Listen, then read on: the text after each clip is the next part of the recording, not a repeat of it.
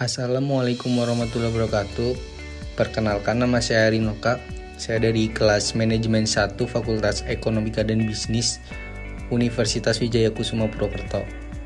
Pada kesempatan kali ini saya akan menjelaskan tentang teori aliran manajemen klasik. Apa itu teori manajemen aliran klasik? Teori manajemen aliran klasik mendefinisikan manajemen sesuai dengan fungsi-fungsi manajemen. Perhatian dan kemampuan manajer sangat dibutuhkan pada penerapan fungsi-fungsi tersebut. Teori manajemen klasik berasumsi bahwa manusia itu sifatnya rasional, berpikir logis, dan kerja merupakan sesuatu yang diharapkan.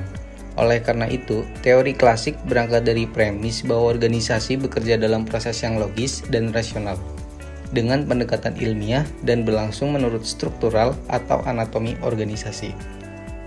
Selanjutnya, fungsi manajemen klasik. Secara tradisional, manajemen klasik memiliki beberapa fungsi, antara lain 1. Merencanakan, yang artinya menentukan sasaran organisasi dan sarana untuk pencapaian tujuan.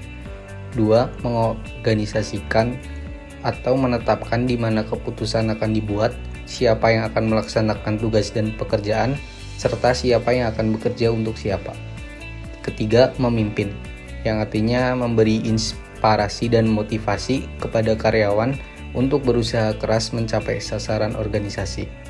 Dan terakhir, mengendalikan, yang artinya mengawasi kemajuan pencapaian sasaran dan mengambil tindakan korelasi bila mana dibutuhkan.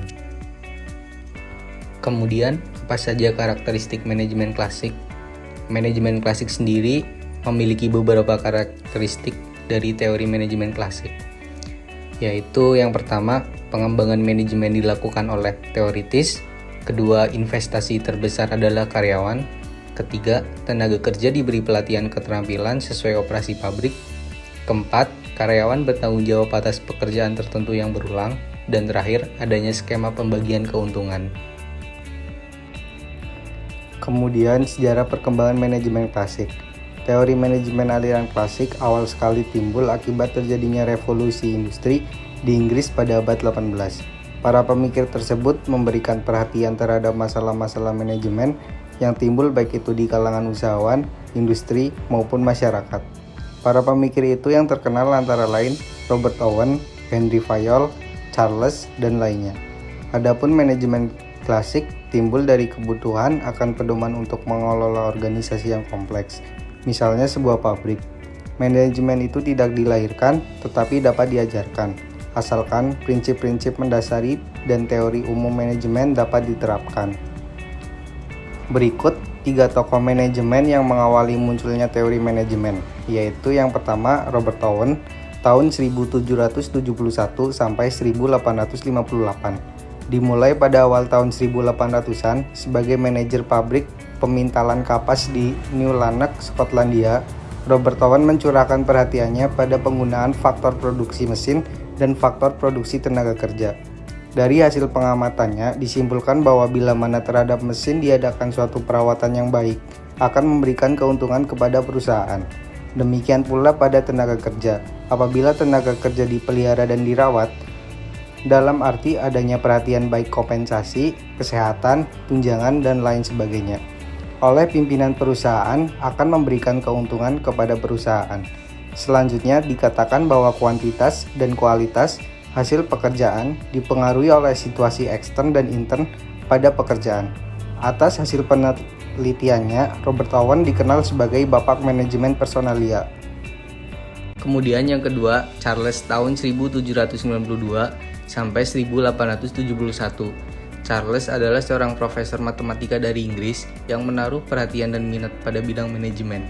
Dia percaya bahwa aplikasi prinsip-prinsip ilmiah pada proses kerja akan menaikkan produktivitas dari tenaga kerja dan menurunkan biaya. Karena setiap pekerjaan dilakukan secara efektif dan efisien, dia menganjurkan agar para manajer saling bertukar pengalaman dalam penerapan prinsip-prinsip manajemen. Kontribusinya terlihat dari bukunya On the Economy of Machinery and Manufactures. Dia menganjurkan pembagian kerja mempunyai beberapa keunggulan, yaitu yang pertama, mengefisienkan waktu yang diperlukan untuk belajar dari pengalaman-pengalaman yang baru. Kedua, banyaknya waktu yang terbuang bila seseorang berpindah dari satu pekerjaan ke pekerjaan lain, serta akan menghambat kemajuan dan keterampilan pekerja. Untuk itu, diperlakukan spesialisasi dalam pekerjaannya. Ketiga, kecakapan dan keahlian seseorang bertambah karena seorang pekerja bekerja terus-menerus dalam tugasnya.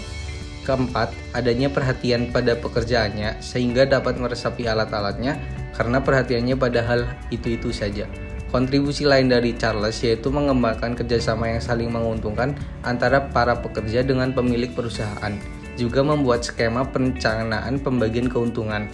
Dan terakhir, kontribusi lain dari Charles yaitu menciptakan mesin hitung kalkulator mekanis yang pertama, mengembangkan program-program permainan untuk komputer, mengembangkan kerjasama yang saling menguntungkan antara para pekerja dengan pemilik perusahaan, juga membuat skema perencanaan pembagian keuntungan. Kemudian Henry Fayol tahun 1841 sampai 1925. Pada tahun 1916, dengan sebutan teori manajemen klasik yang sangat memperhatikan produktivitas pabrik dan pekerja, di samping memperhatikan manajemen bagi satu organisasi yang kompleks, Fayol berkeyakinan keberhasilan para manajer tidak hanya ditentukan oleh mutu pribadinya, tetapi karena adanya penggunaan metode manajemen yang tepat. Sumbangan terbesar dari Fayol berupa pandangannya yang tentang manajemen yang bukanlah semata kecerdasan pribadi, tetapi lebih merupakan satu keterampilan yang dapat diajarkan dari dipahami prinsip-prinsip pokok dan teori umumnya yang telah dirumuskan.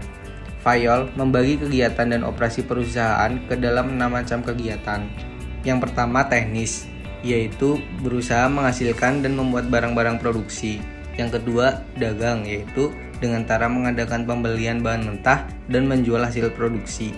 Yang ketiga keuangan, yaitu berusaha mendapatkan dan menggunakan modal. Dan keempat, keamanan atau berupa melindungi pekerja dan barang-barang kekayaan perusahaan. Dan terakhir, akuntansi dengan adanya pencatatan dan pembukuan biaya, hutang, keuntungan, dan neraca, serta berbagai data statistik. Mungkin demikian saja yang bisa saya sampaikan tentang apa itu manajemen aliran klasik. Bila ada pertanyaan, bisa ditanyakan di kolom komentar. Saya Rinoka, terima kasih. Wassalamualaikum warahmatullahi wabarakatuh.